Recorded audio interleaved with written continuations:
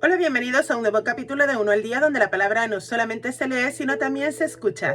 El día de hoy empezamos el libro de Gálatas y nos toca leer el capítulo 1, así es que comencemos.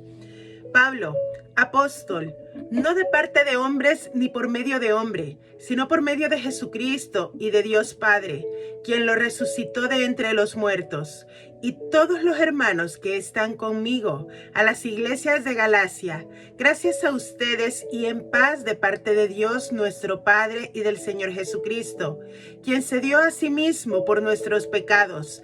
De este modo, nos libró de la presente época malvada, conforme a la voluntad de nuestro Dios y Padre, a quien sea la gloria por los siglos de los siglos. Amén. Estoy asombrado de que tan pronto se estén apartando del que los llamó por la gracia de Cristo, para ir tras un evangelio diferente. No es que haya otro evangelio, sino que hay algunos que los perturban y quieren pervertir el evangelio de Cristo. Pero aún si nosotros mismos o un ángel del cielo les anunciara un evangelio diferente del que les hemos anunciado, sea anatema, como ya lo hemos dicho. Ahora mismo vuelvo a decir, si alguien les está anunciando un evangelio contrario al que recibieron, sea anatema. ¿Busco ahora convencer a los hombres o a Dios? ¿Será que busco agradar a los hombres? Si yo todavía tratara de agradar a los hombres, no sería siervo de Cristo. Pero les hago saber, hermanos, que el evangelio que fue anunciado por mí no es según hombre, porque yo no le recibí ni me fue enseñado de parte de ningún hombre, sino por revelación de Jesucristo. Ya oyeron acerca de mi conducta en otro tiempo, en el judaísmo, que yo perseguía ferozmente a la iglesia de Dios y la estaba asolando. Me destacaba en el judaísmo sobre muchos de mis contemporáneos en mi nación, siendo mucho más celoso de las tradiciones de mis padres.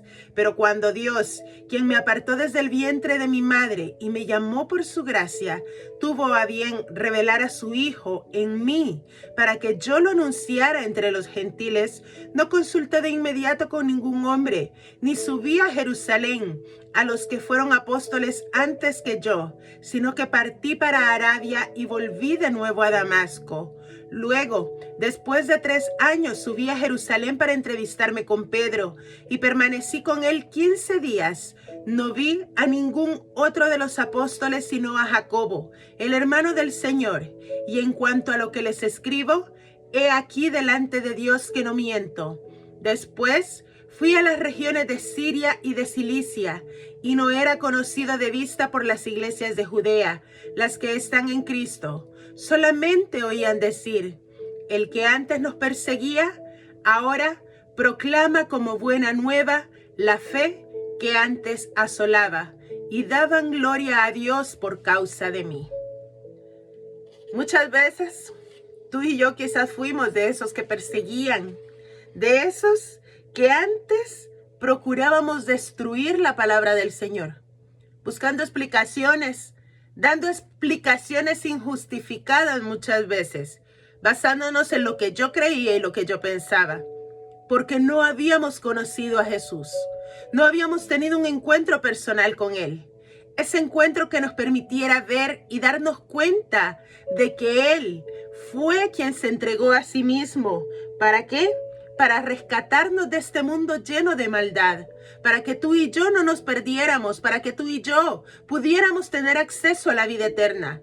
Pero hoy en día hay muchas personas que, como dice la palabra, están tratando de dejar confusión entre nosotros, están distorsionando la palabra, están perturbándonos y pervirtiendo muchas veces el evangelio, tratando de transformarlo a sus ideas.